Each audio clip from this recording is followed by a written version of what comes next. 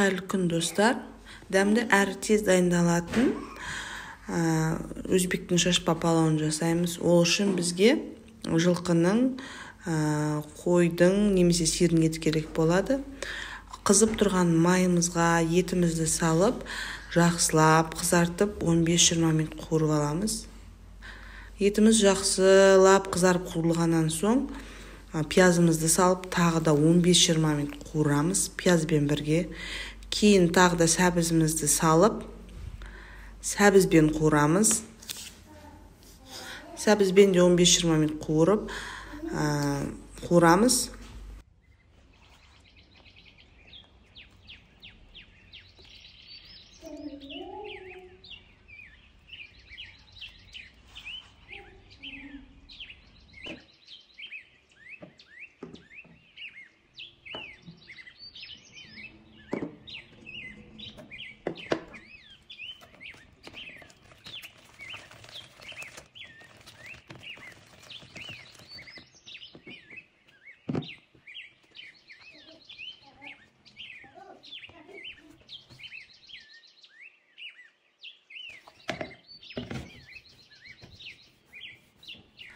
Сәбізіміз қуырылып болған соң, үстіне суымызды құямыз. Су қайнаған соң, астын баяу отқа қойып, бетін жауып, 40 минут бұқтырамыз. 40 минутта бізде етіміз дайын болады.